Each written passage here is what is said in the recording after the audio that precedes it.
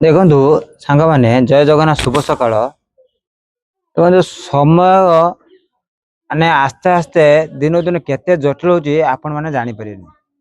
ଏ ମୋ ଆଖପାଖେ କଣ ଲୋକମାନେ ଦେଖିବେ ସମୟକୁ ଗୁରୁତ୍ୱ ଦଉନାହାନ୍ତି। ଯାହାକି ଗୋଟିଏ ଲୋକ କାମ କରିବା ଦ୍ୱାରା 4 ଜଣ ପରିବାରଟା ପୋଷଉଛି କି 4 ଜଣ 5 ଜଣ ଲୋକ ଖାଉଛନ୍ତି। କିନ୍ତୁ ବାହାର ରାଜ୍ୟ ଯିବେ ଯାହାକି ଉଦାହରଣ ଦଉଛି ବେଙ୍ଗଲୁରୁ, ହାଇଦ୍ରାବାଦ, ମୁମ୍ବାଇ, ହରିୟାଣା, ବିହାର ବାହାର ରାଜ୍ୟକୁ ଯାଆନ୍ତୁ। ଗୋଟେ ସେକେଣ୍ଡ ଆପଣଙ୍କୁ ବହୁତ ମହତ୍ୱପୂର୍ଣ୍ଣ। ଆପଣ ସମୟକୁ ଜାଣିପାରିବେନି କେତେବେଳେ 8ଟା ହେଲା କେତେବେଳେ 7ଟା ହେଲା। ସକାଳୁ ଉଠିବେ ଆପଣ ନିତ୍ୟକର୍ମ ସାରତେ ସାରତେ ତୁମକୁ ଟାଇମ ହେଇଯିବ। ତୁମେ ଶୋଇବା ବି ବହୁତ କଷ୍ଟ। ରାତି 10ଟା 11ଟା ଶୋଇପାରିବେ। ସକାଳ 5ଟା 6ଟା ଉଠିବେ କେମିତି ରୋଷେଇ କରିବ, କେମିତି ଦାଢ଼ି ସେଭିଂ କରିବ, ସୁ ପଲିସ କରିବ, ନିଜ ଡ୍ରେସକୁ ଆଇରନ୍ ଦବ।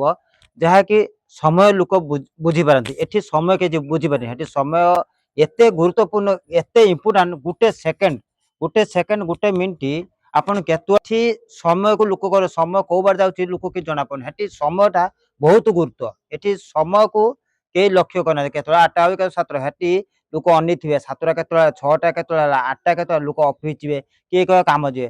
ଆଉ ଯେଝା କାମ ଯେଝା ପୁରା ସବୁ କାମରେ ବ୍ୟସ୍ତ। ପୁରା କାହାକୁ କେହି ଡିପେଣ୍ଡ କରି ଏଠି ଲୋକ ଡିପେଣ୍ଡ କରୁଛନ୍ତି। ଜଣେ କାମ କରିବା ଦ୍ୱାରା 5 6 ଜଣ ଖାଉଛନ୍ତି। କିନ୍ତୁ ବାହାର ରାଜ୍ୟ ଯିବେ କେହି କାହାକୁ ଡିପେଣ୍ଡ ନାହିଁ। ସମସ୍ତେ ପିଲା ଚାଏ ଆରମ୍ଭ କରି ବଡ ଯାଏଁ ସମସ୍ତେ ସମସ୍ତ କାମରେ ବ୍ୟସ୍ତ। ପୁରା ଏତେ ବ୍ୟସ୍ତ ବିବ୍ରତ ଯେ ଭାଇ ମୁଁ ବାହାରେ ରାଜ୍ୟ ରହିଛି ବେଙ୍ଗଲୁରୁ ଉପରେ, ମୁଁ ସମୟର ମୂଲ୍ୟ କେବେ ବୁଝିପାରିନି। ସମୟଟା ବହୁତ ମତେ ଇମ୍ପୋର୍ଟାଣ୍ଟ। ମାନେ ସକାଳ 3ଟା 4ଟା 5ଟାରୁ ଉଠିମି ଯେ ସକାଳ 9ଟାରେ ମୋର ଅଫିସ କାମ 9ଟା ହେଇ ତଥାପି 8:30 ବେଳୁ ମୁଁ ବାହାରେ 9ଟା ପହଞ୍ଚେ 1 ଘଣ୍ଟା ଲାଗେ।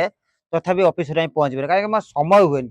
ମାନେ କେତେ ରାତିରୁ ଉଠିକି କାମ କରିବାକୁ ପଡିବ ଆପଣ ଜାଣିପାରୁଥିବେ। ମାନେ ସମୟ କେତେ ଇମ୍ପୋର୍ଟାଣ୍ଟ ଦେଇଥିବେ। ରାତି 10ଟା 11ଟା ରୋଷେଇ କରି ଖାଇକି ଶୋଇଲାକୁ ହେଇଯିବ।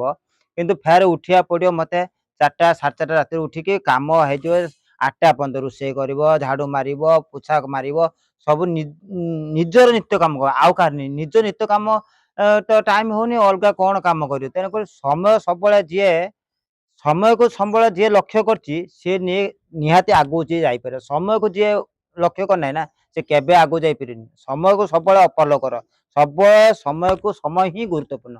ସମୟକୁ ଯିଏ ଲକ୍ଷ୍ୟ କଲା ସିଏ ଠିକ ଜାଗାରେ ପହଞ୍ଚି ପାରେ। ଆଉ ସମୟକୁ ଯିଏ ଗୁରୁତ୍ୱ ଦେଇନାହିଁ କି ଇମ୍ପୋର୍ଟାଣ୍ଟ ଦେଇନି କିଛି ହଉନି, ସେ କେବେ ଆଗକୁ କେତେ ସମୟର ଇମ୍ପୋର୍ଟାଣ୍ଟ, କେତେ କଣ ଲୋକ କଣ କାମ କରୁଛନ୍ତି ଜାଣିପାରିବେ। ଏଠି ସମୟ କିଛି, ଏଠି ଖାଲି ତ ଇଆ ଚର୍ଚ୍ଚା ତା ଚର୍ଚ୍ଚା ଖଟି ଗପ ମାରିକି ସମୟ ବିତଉଛନ୍ତି। କିନ୍ତୁ ସମୟର ବାହାରେ ଯଦି ଯିବେ ସମୟର ମୂଲ୍ୟବାନ ବୁଝିପାରିବେ। ଜୟ ଜଗନ୍ନାଥ ଶୁଭ ସକାଳ।